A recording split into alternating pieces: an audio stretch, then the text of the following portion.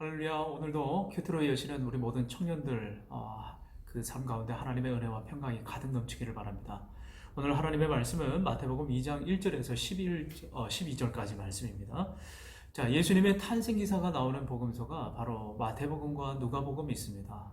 이 탄생 기사가 우리가 그 말씀을 두 개를 비교해서 보면은 조금 다른 것을 알 수가 있어요. 세부적인 그 내용들이 다른데 이것은 이 지연이의 저술 방식, 목적, 그 의도 이런 세부적인 그 양식의 차이에 따른 것이지 예수님께서 탄생하셨다고 하는 이 분명한 진리 사실은 변함이 없습니다. 누가복음에는 호적이라든지 마리아 찬가, 엘리세벳, 세례 요한의 출생, 사가랴의 그 예언에 대한 찬양의 그런 기사가 나오지만 오늘 그리고 누가복음에서 또 천사들이 목자들에게 예수님의 그 탄생 소식을 알려서 목자들이 경배하는 내용이 나오죠. 근데 오늘 이 마태복음에는 이 목자들 대신에 누가 나옵니까? 바로 이 동방 박사들이 나와요.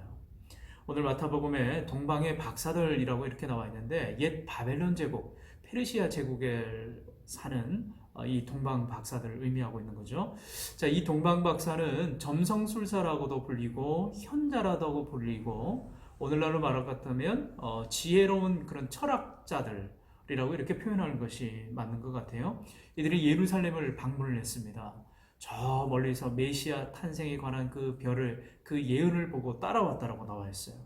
자, 그러면서 예루살렘에 나타나서 이렇게 이야기를 합니다. 유대인의 왕으로 오신 이가 누구냐? 오신 분이 누구이신가? 자, 이 말 한마디가 예루살렘을 그냥 발칵 뒤집어 놓고 말았어요. 지금 그들의 왕은 헤롯입니다. 그렇다면 이 말은 지금 현재 있는 그 헤롯 왕을 부인하는 그런 말이 되겠죠. 헤롯 왕, 이두메인 에돔 사람이었고요. 로마에 의해서 세워지는 그 섭정왕이죠. 그 이방 민족인. 그래서 유대인의 그 정통성에서 벗어난 그런 왕이었습니다. 자, 이런 헤롯 왕의 그 현재 그것을 부인하는 그런 동방 박사들의 말이라 생각이 되어서 예루살렘과 온 궁이 지금 난리가 나고 소동이 일어났다고 나와 있어요.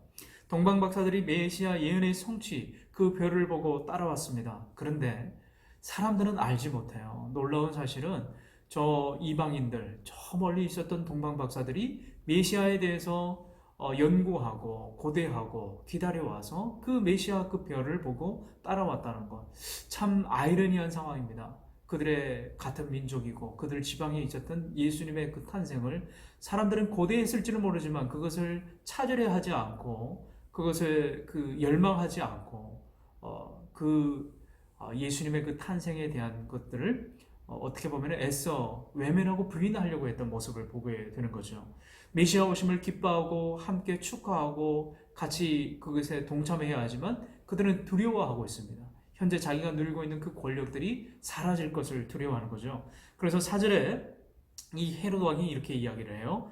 모든 대제사장과 백성의 서기관들을 모아 그리스도가 어디서 나겠느냐 물으니 이 말의 의도가 무엇일까요? 바로 이 그리스도, 메시아라고 하는 말은 기름 부음 받은 자, 구원할 사람, 구원자 이 뜻을 가지고 있는데 그 진위는 자신이 유대인의 정통적인 그런 왕이 사람들에게 아직 인정받지 못하고 그러니까 나중에 진짜 유대인의 정통성이 있는 왕이 태어날 것을 두려워하고 이것을 사전에 미리 계획해서 제거할 그런 목적을 가지고 있다고 할 수 있습니다. 그래서 5절에서 6절 구약 성경을 인용한 그 미가 5장 2절의 그 구절인데 자, 미가서는 에브라다라고 이렇게 표현이 되어 있는데 이는 베들레헴의 옛 이름입니다. 그래서 베들레헴은 다윗의 고향이고 여기 보면 내 백성 이스라엘의 목자가 나타날 것이다. 이 표현은 다윗 왕을 의미하는 거죠. 자, 이 말은 그래서 예수 그리스도가 다윗의 혈통에서 나온 정통적인 기름 부음 받은 메시아가 될 것이다. 이 성취의 예언을 담고 있는 내용이라고 할 수 있죠. 자, 이렇게 베들레헴에서 날 것은 헤롯은 알았지만 다시 동방 박사들에게 이렇게 이야기를 합니다. 별이 나타난 때를 자세히 묻고 아기에 대해서도 자세히 알게 되면은 나에게 알려주시오. 나도 그 아기에게 가서 경배를 할 것입니다. 라고 이야기를 하는 거죠. 이 말도 이 아주 악한 사탄의 계략이라고 할 수가 있습니다. 미리 사전에 왕으로 오실 그 메시아 예수 그리스도를 사전에 제거할 그런 목적을 가지고 있었던 거죠. 이러한 모습을 보면서 회복의 예언을 거부하고 또 불순종하고 또 죄의 악순환의 모습을 보게 되는 거예요. 사탄의 음모와 악한 이 마귀 사탄들은 온갖 꾀를 내어서 하나님을 온전히 알아가지 못하게 하고 방해하고 심지어 예수님의 그 탄생을 부인하고 제거하려고 하는 아주 악한 그런 사탄의 계략이라고 할 수가 있습니다. 그럼에도 이 동방박사들은 아기 예수님의 그 탄생을 기뻐하며 아기 예수님께 경배하고 또 꿈에 하나님께서 그들을 안전하게 인도하고 그들의 고향으로 돌아가게 하는 것을 보게 됩니다.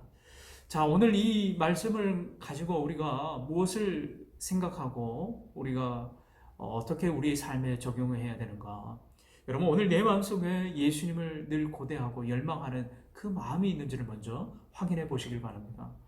나는 진정 메시아 되시는 예수 그리스도, 그분이 오늘 들려주시는 이 말씀과 또 우리의 신앙 가운데 정말 내가 예수님의 그 말씀 앞에 복종하고 순종하는 마음이 있는지를 되돌아봤으면 좋겠어요. 그래서 그분이 나를 치료하기를 원하십니다. 그리고 나를 회복하기를 원하십니다. 온 세상을 구원하시는 그 예수님, 나에게는 어떻게 해당이 되는지를 살펴보셨으면 좋겠습니다. 너무나 인간적인 중심의 생각으로 우리가 가지고 있는 그 신앙으로 우리가 살아가는 이 세계를 판단하고 또 재단할 때가 많이 있어요. 세상을 바라볼 때 사사로운 나의 이익과 욕심으로 하나님의 말씀을 적용하지 않거나 하나님의 말씀 보는 것을 게을리했던 적은 없습니까? 오늘 동방박사들이 별을 따라서 아기 예수님을 고대하며 또 기뻐하며 그 경배하는 것을 우리가 보게 됩니다. 왕의 탄생을 직접 목격했어요. 오늘 여전히 예수 그리스도는 이 땅 가운데 내 10년 가운데 오십니다. 하나님의 인도하심을 받아서 예수 그리스도의 오심을 우리가 진정으로 기뻐하고 그분의 말씀이 우리의 삶 가운데 이루어지기를 고대하고 열망하고 또 말씀 앞에 굴복하는 하나님의 진짜 인도하심을 받는 2021년도 한 해가 되기를 주님의 이름으로 축원합니다.